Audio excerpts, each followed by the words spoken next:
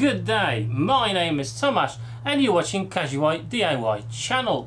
In today's video we'll be again upgrading my workbench to the next level. I'm going to be adding the ability to add the bench docks to my workbench. This will be giving me a greater flexibility in my workflow, so check out the video.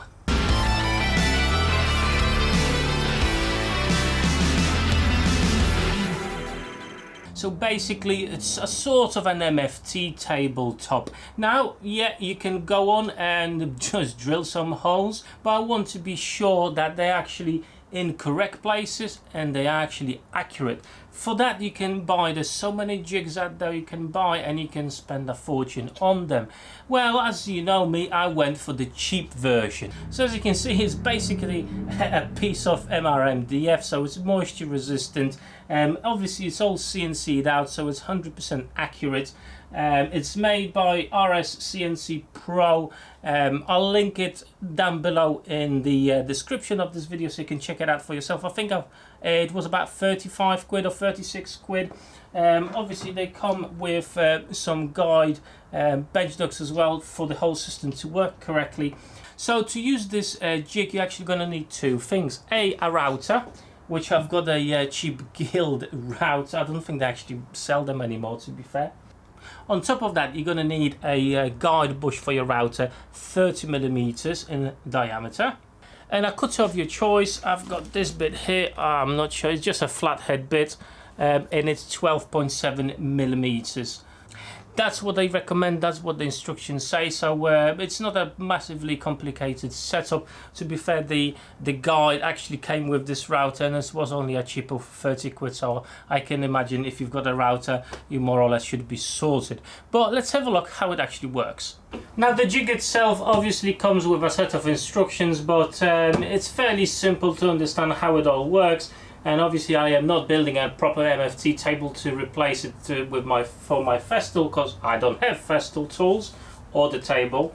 So basically what we're going to do, I'm going to just line it up. You've got a side A and side B. We're going to start with side A, and my particular case I'm actually lining up to my side of the workbench.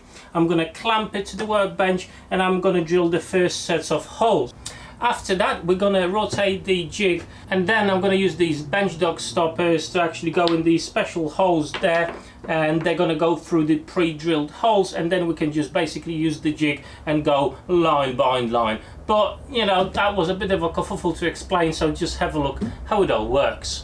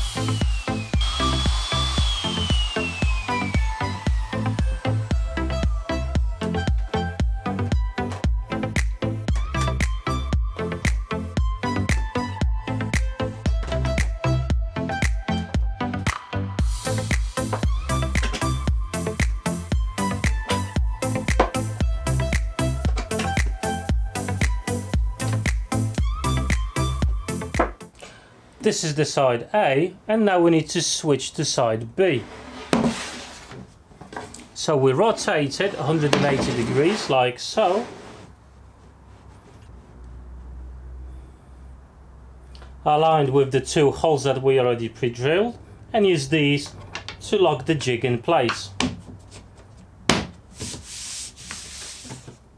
All nice and stable. Whack some clamps on it.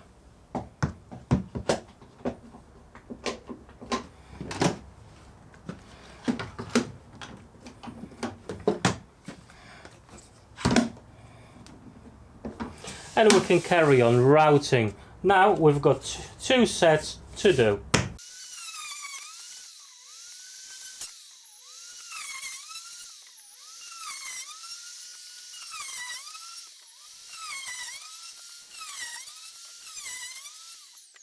So as you can see, it's a fairly quick and simple process to do, so I'm just going to carry on with the rest of my workbench.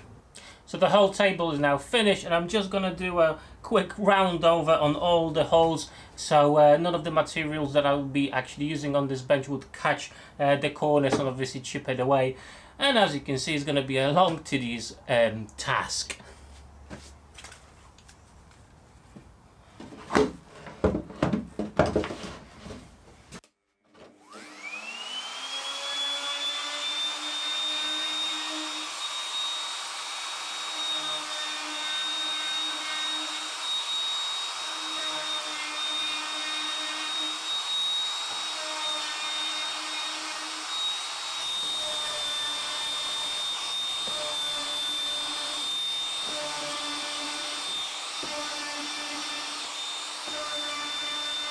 And there you go, guys, that was really nice and simple, and now my workbench has got another feature that will help with my workflow.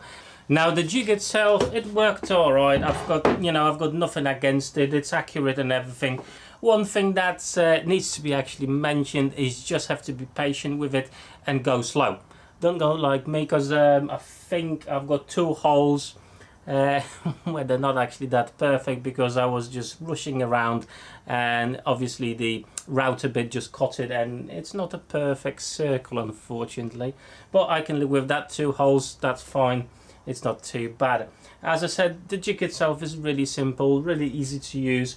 You got a lot of clamping ability. As you can see, it's quite big, so it will go, the job will go fairly quickly, so that's not a problem, and everything fits together. Now, because I was rushing around, some of the holes need a little bit sanding just to get them into a better standard. So some of them are really tight, and you really have to push it in, but other than that, it's actually not too bad. So I'm quite pleased with how this came out. The jig, 35 quid or something like that, I can't really remember. I'll drop a link down below if you're interested in that, and it's not an affiliate link or anything like that. I just bought it myself, and that was the cheapest thing I could really find on internet in the UK anyway. I put the dog benches in, and let's have a look if it's actually accurate, if it's actually square. Let's check it out.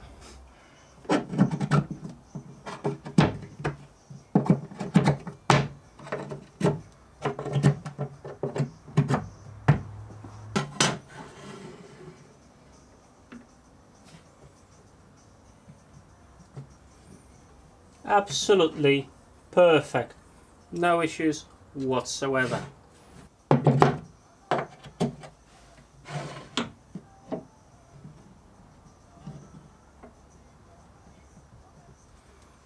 All perfect and square. Now, I like the dogs I actually bought. I'm going to leave a link to those as well. They're quite good quality and not too expensive, but as I mentioned, some of the holes are actually, well, very tight. So with the larger ones, you can grab it and pull it out, whereas the small ones is actually quite hard. But the smart person actually made them, thought about that, and you can actually get a bolt inside like that and pull it out. So I'm really pleased with my new upgrade to the workbench. As I mentioned before, it will allow me a bit more flexibility and ease of work, really. Obviously, those holes are not only for the dogs itself, but you can actually use some clamps as well, and you can clamp materials to your workbench a lot easier. I will be making a few jigs and bits and pieces for actually to utilize these holes in my workbench, not only for the bench dog themselves, but other things as well. So if you're interested and you want to see that in the near future, please consider subscribing to my channel. But if you enjoyed this video, drop me that like button down below. And again, I'm going to link all of these products down below in the description.